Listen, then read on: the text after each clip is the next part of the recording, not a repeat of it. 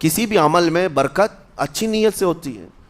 اگر کوئی روزہ اس لیے رکھ رہا ہے، جیسے بہت سارے فائدے گنائے جاتے ہیں نا، روزہ رکھنے سے کینسر نہیں ہوتا، روزہ رکھنے سے جسم کے فاسد مادے ختم ہو جاتے ہیں، نکل جاتے ہیں. ڈاکٹرز بھی مشورہ دیتے ہیں مہینے میں ایک مرتبہ، ہفتے میں ایک مرتبہ باڈی کو فری چھوڑنا چاہیے.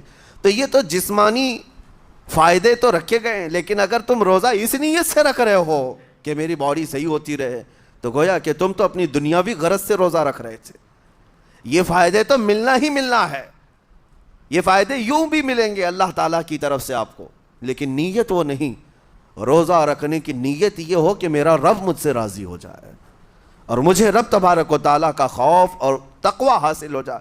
نیت میں برکت ہے، اور جن کاموں کو آپ اچھی نیت سے کریں گے اسی طرح ان کاموں میں اثر بھی پیدا ہوگا. روزہ رکھنے سے پہلے آج نیت یہی کریں کہ مولا تعالیٰ یہ روزہ میرے تمام برے اعمال کے لیے کفارہ ہو جائے، یہ ڈھال بن جائے.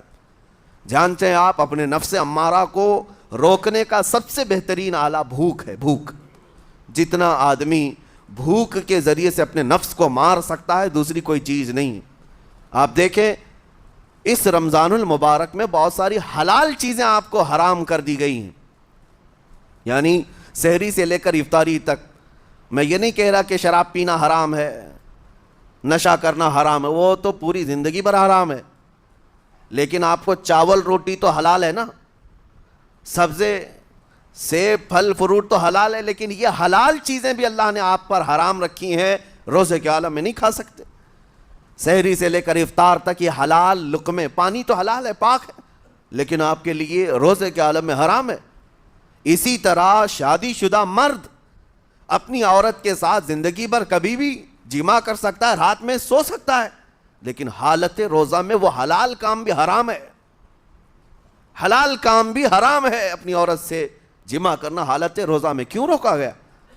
کھانا پینا بھی حلال تھا، عورتوں کے ساتھ شباشی بھی حلال تھی، لیکن روزے کے عالم میں ان حلال چیزوں کو روکا گیا. تو آپ سوچ سکتے ہیں اس چیز کو، سوچ سکتے.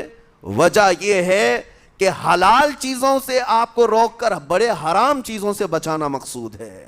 آج اگر اپنے آپ میں اتنا کنٹرول کر لے جاؤ کہ چند حلال چیزوں سے دن بھر بچ سکتے ہو، انشاءاللہ رمضان کے بعد بڑی حرام چیزوں سے بھی اللہ آپ کو محفوظ رکھے گا. میرے عزیزو، برا ہے ان لوگوں کا جن کو میرے آقا صلی اللہ تعالیٰ علیہ وسلم نے دعائے ہلاکت فرمائی. اس سے بدنصیب کوئی ہو سکتا ہے جن کے لیے رسول رحمت صلی اللہ تعالیٰ علیہ وسلم کی دعائے ہلاکت ہوئی ہو؟ حضور صلی اللہ تعالیٰ علیہ وسلم ایک دن مسجد نبوی شریف میں تشریف لے جا رہے تھے. منبر پر آپ نے قدم رکھا، آمین کہا. پھر دوسرے زینے پر قدم رکھا، آمین کہا. تیسرے زینے پر قدم رکھا، آمین کہا. خطبہ مکمل کیا. صحابہ نے پوچھا یا رسول اللہ صلی اللہ علیہ وسلم، ہر زینے پر آپ قدم رکھتے ہوئے آمین کس لیے کہہ رہے تھے؟ سنو، رسول پاک صلی اللہ علیہ وسلم ارشاد فرماتے ہیں کہ میں جب پہلے زینے پر قدم رکھا تو سید الملائکہ جبرائیل امین آئے اور دعا کرنے لگے. کیا دعا کیا؟ یوں کہا، یا رسول اللہ صلی اللہ علیہ وسلم، وہ شخص ہلاک و برباد ہو جائے جو آپ کا نام سنے اور پھر اس کے بعد درود نہ بھیجے. حضور فرماتے میں نے آمین کہا. حضور کا نام سنتے ہی آپ کی زبانوں پر درود آ جانا چاہیے. اللہم صلی علی سیدنا محمد وآلہ وصحبہ وبارک وسلم. میرے آقا فرماتے ہیں دوسرے زینے پر قدم رکھا تو جبرائیل امین نے یوں کہا، یا رسول اللہ صلی اللہ علیہ وسلم، وہ شخص ہلاک و برباد ہو جائے جو زندگی میں اپنے ماں اور باپ میں سے کسی ایک کے بڑھاپے کو پایا اور ان کی خدمت کر کے جنت نہیں حاصل کر سکا بلکہ ان کو ایسے ہی چھوڑے رکھا، ایسا شخص برباد ہو جائے. حضور فرماتے میں نے آمین کہا. پھر جبرائیل امین نے کہا تیسرے زینے پر قدم رکھتے ہی. میرے آقا فرماتے ہیں جبرائیل نے یوں دعا کی کہ اے اللہ کے رسول، وہ شخص ہلاک و برباد ہو جائے جو رمضان کا مہینہ پایا لیکن اس کا ادب نہیں کر سکا، اس کا احترام نہیں کر سکا. حضور فرماتے ہیں میں نے اس پر بھی آمین کہا. جس کی ہلاکت کے لیے جبرائیل امین دعا کر رہے ہوں اور اس دعا پر سید الانبیاء آمین کہہ رہے ہوں، ایسے شخص کی بربادی کا کیا انجام ہو سکتا ہے؟ وہ کتنا بد نصیب ہوگا. اسی لیے میرے عزیزوں، مسلمانوں میں یہ رواج ہی نہیں ہونا چاہیے کہ اٹھ کر کے پوچھتے رہیں روزہ ہے کہ نہیں ہے، روزہ ہے کہ نہیں ہے۔ مسلمان ہے تو روزہ ہے، اور یہ کوئی آپشنلی عبادت نہیں ہے کہ 4 رکھ لیا 2 نہیں رکھا، آپشنلی نہیں، یہ فرض عین ہے۔ ایک روزے کو چھوڑنے کا گناہ فرمایا گیا 600 سال تک اسے دوزخ میں رکھا جائے گا، 600 سال تک۔ یہ معمولی چیز نہیں ہے۔ اور جن کے پچھلے روزے قضا ہو چکے ہیں معاف نہیں ہوں گے، تھپڑ مار لیں گال پہ، توبہ توبہ کر لیں، معاف نہیں ہوں گے۔ توبہ تو کرنے کے ساتھ ساتھ قضا بھی کرنا ہوگا، جب موقع ملے سال بھر میں اپنے چھوٹے ہوئے روزوں کو واپس کرنا ہے۔ اس کی اہمیت میں آپ کو بتا دوں، ایک روزہ اگر جان بوجھ کر کے کسی نے توڑا یا چھوڑا تو جانتے ہیں اس کا کفارہ کیا ہے؟ اس کا کفارہ یہ ہے کہ اس کے بدلے میں دوسرے دنوں میں 60 روزے کنٹینیو رکھے۔ رمضان کا ایک روزہ پورا کرنے کے لیے 60 روزے رکھنے پڑ جائیں گے۔ ہاں اگر کسی عذر کی وجہ سے، کسی تکلیف کی وجہ سے چھوڑا تھا، بیمار تھا یا سفر میں تھا یا تکلیف کی شدت تھی، اس وجہ سے روزہ چھوڑا تھا، تو اس کے بدلے میں ایک روزے کی قضا ایک ہی روزہ ہوگی۔ لیکن بغیر کسی عذر کے، شہوت کی وجہ سے، نفس پرستی کی وجہ سے توڑا تھا یا چھوڑا تھا تو پھر 60 روزے رکھنے پڑ جائیں گے۔ اس سے اندازہ ہوتا ہے کہ ایک روزے کی اہمیت کیا ہے رمضان کے۔ اسی لیے میرے عزیزو، یہ روزے آسان ہیں، روزے آسان ہیں، اس کو رکھ لو، اس کی جزا بہت بڑی ہے، اس کی جزا بہت بڑی۔ ویسے بھی آپ دوسرے دنوں میں لیٹ ناشتہ کرنے کے بھی عادی ہیں۔ ممبئی والوں کا تو حال یہی ہے، 12 بجے کے بعد 1 بجے 2 بجے تو ان کے ناشتے ہوتے ہیں، دوپہر کا کھانا تو شام 5 بجے ہو رہا ہوتا ہے۔ بس وہ ناشتہ اسکپ کرنا ہے، دوپہر کے کھانے جو آپ کے ہوتے ہیں اس سے اور تھوڑا ایکسٹینڈ کر لیں تو افطاری کا وقت آ جاتا ہے۔ کوئی بہت بڑی دقت کی بات نہیں، کوئی بہت بڑے بوجھ کی بات نہیں، آسان ہے۔ آج الحمدللہ ہمارے 5 سال 6 سال کے بچے روزہ رکھ لیتے ہیں، تو بڑوں کو تو اللہ نے جو طاقت عطا کی ہے، روزہ ہرگز ترک مت کرو۔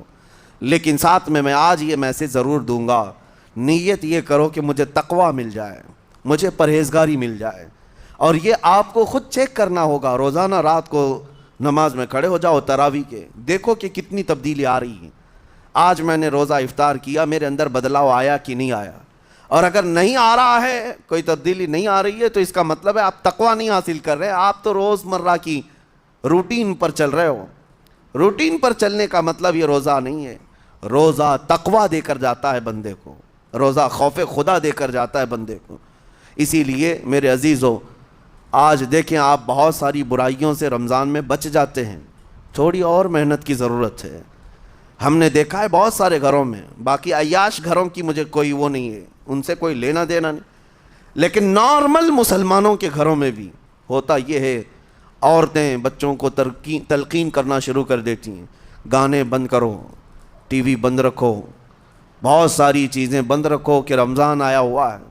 اور رمضان میں اگر ٹی وی لگا بھی لیا تو کچھ اسلامک چیزیں دیکھنے لگ گئے۔ ماحول تم نے خود ہی بدلا ہے اپنے گھر میں، کچھ چیزوں کو آپ نے بدلا ہے اور کچھ چیزوں کا ادب آپ نے کرنا شروع کیا ہے۔ اسی کو اور تھوڑی سی محنت کے ساتھ بڑھا لیا جائے، قسم رب ذوالجلال کی، ہر برائی رمضان میں ہی آپ سے ختم ہو جائے گی۔ جس کی کوئی چیز چھوڑنے پر نہیں چھوٹتی ہے، وہ رمضان میں کر کے دیکھ لے، اللہ کی بارگاہ میں یاد کرے کہ مولا دن بھر میں تیری رضا کے لیے بچ رہا ہوں، مجھے میری باقی زندگی میں ان گناہوں سے بچا لے۔ وہ رحمان ہے، جب وہ تمہیں اس کے بدلے میں جنت دیتا ہے تو یہاں برائیاں کیوں نہیں چھڑواتا؟ یقیناً وہ برائیوں کو تم سے دور کرے گا۔ قرآن کا فرمان عالی شان، لعلکم تتقون، اسی پر میں نے آپ کے سامنے بات رکھی ہے۔ روزے اس لیے فرض کیے گئے ہیں تاکہ تمہیں تقویٰ مل جائے، پرہیزگاری مل جائے۔ بعض لوگوں کو دیکھا گیا ہے رمضان المبارکہ میں بھی وہ اپنی بری حرکات سے باز نہیں آئے، ان کی روٹین ویسی ہی جاری رہی، نعوذ باللہ نظروں کی خطائیں بھی باقی رہیں۔ اور سب سے بری چیز یہ ہے کہ رمضان میں شیطان کی نیابت اگر کوئی کر رہا ہوتا ہے تو تمہارا یہ موبائل فون ہے۔ اکثر لوگ یہ سمجھتے ہیں کہ اس موبائل فون کو ہم استعمال کرتے ہیں تاکہ ٹائم پاس ہو جائے، روزہ کا وقت قریب آ جائے۔ اس ٹائم پاس کے چکر میں تم کیا کیا دیکھتے رہ جاتے ہو اور کہاں تک یہ چیزیں پہنچاتی ہیں تمہیں اندازہ بھی نہیں ہوتا، احساس بھی نہیں ہوتا، تو تمہاری رہی صحیح عبادت کو بھی یہ ہضم کر جاتا ہے، کھا جاتا ہے۔ اس کے استعمال پر اگر کنٹرول ہے تو خوب استعمال کرو، لیکن کنٹرول نہیں ہے تو اے نوجوانوں اس کا بھی روزہ رکھو، اس انٹرنیٹ کی بلاؤں سے محفوظ ہو جاؤ۔ اس لیے کہ بہتوں کو میں نے دیکھا ہے ان کے دن بھر اور رات بھر رمضان میں سوشل نیٹ ورکس پر مصروفیت ویسی کی ویسی ہے جیسے دوسرے دنوں میں تھی۔ وہ رات بھر چیٹنگ میں بھی مصروف ہیں، ایک دوسرے کو ادھر ادھر بھیجنے میں بھی مصروف ہیں، ساری چیزیں جوں کی توں چل رہی ہیں، تو تمہارے موبائل نے تمہیں تقوی سے بہت دور رکھا ہے، تمہیں رب تعالیٰ کے قریب ہونے نہیں دیتا۔ اپنے آپ کو بدل لو۔ ظاہر سی بات ہے یہ سخت چیز ہے، اگر کوشش کرو گے تو بچ جاؤ گے، اور تقوی اتنی آسانی سے تو نہیں ملتا۔ اپنے آپ کو سٹرگل کرو، انشاءاللہ العزیز دل پاک ہو جائے گا، پھر آپ کو اپنی زندگی کے اندر جو اجالے نظر آئیں گے وہ خود آپ محسوس کریں گے، آپ محسوس کریں گے۔ گناہوں کے اندھیروں نے دل پر ایسی کالک رکھی ہے کہ آپ کو کچھ بھی یہاں پر سمجھ میں نہیں آتا، ورنہ نمازوں کا لطف ایسا ہے، قرآن کا مزہ ایسا ہے، جسے یہ لگ جائے دنیا کی کوئی نعمت اس کے سامنے ہیچ نظر آتی ہے، کوئی چیز اسے اچھی نہیں لگتی، لیکن کب؟ جب اسے تقوی کا اجالا حاصل ہو جائے۔ میرے عزیزو، اللہ کریم کی بارگاہ میں دعا گو ہوں، مولا قدیر و جبار ہم سب کو تقوی و پرہیزگاری عطا فرمائے، اور ہم سب کے روزوں سے اللہ تعالی ہمیں پرہیزگاری عطا فرمائے، ان روزوں کے انوار اور برکات اور رمضان کے احترام کی ہمیں توفیق عطا فرمائے۔ مولا کریم تیری خشیت سے اور تیرے خوف سے آنکھیں جو بھیگتی ہیں ان آنکھوں میں ہمارا شمار فرما دے۔